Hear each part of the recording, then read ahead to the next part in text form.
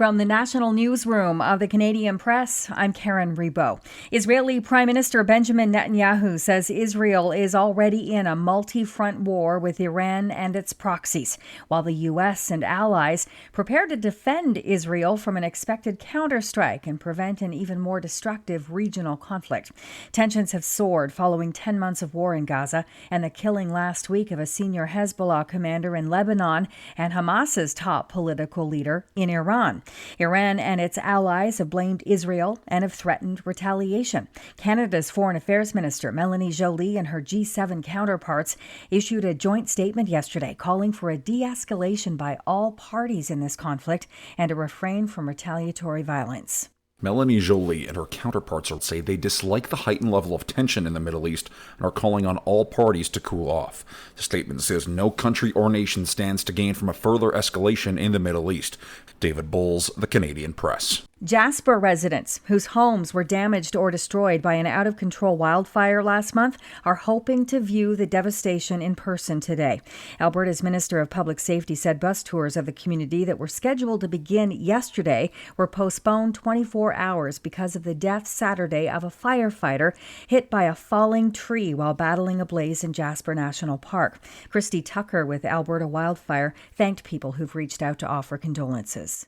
Even though we know that wildland firefighting is a job that includes a lot of dangers, and we try to prepare for any circumstances, it doesn't lessen the impact when we lose one of our own. Tropical storm Debbie has strengthened to a Category 1 hurricane as she heads toward Florida this morning.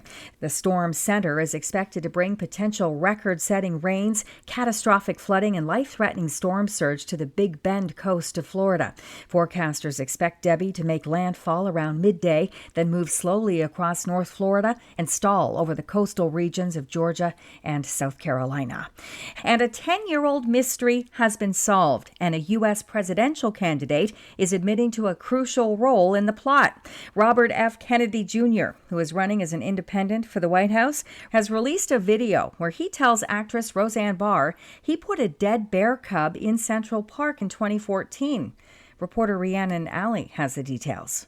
The incident grabbing headlines at the time, leaving officials scratching their heads, wondering how a bear cub hit by a car ended up in the middle of Manhattan. In the days after the cub was found, Kennedy explains that somebody else hit the bear in upstate New York, but he didn't want the meat to go to waste, so he put the cub in his car before meeting up with friends in the city, then ended up running late and had to rush to the airport. Kennedy explains he didn't want to leave the bear carcass in his car, and that's when he and his friends decided to leave it in Central Park. This is the Canadian Press.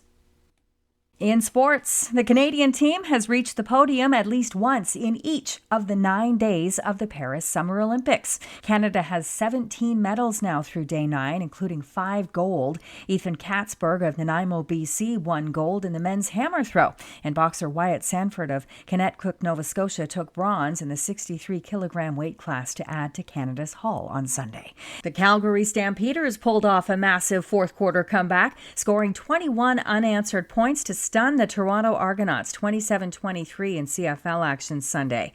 In soccer, a Kobe Franklin goal in the 78th minute was the difference as Toronto FC edged out Pachuca from Mexico 2-1 in League's Cup action Sunday. As a result, Toronto will now move on to Miami for an away game against Inter Miami Thursday. The Toronto Blue Jays will enjoy Monday night off before opening a homestand against the Baltimore Orioles. From the Canadian Press, I'm Karen Rebo. Thanks for listening. Don't forget to follow and subscribe. For more of today's top stories, visit thecanadianpressnews.ca.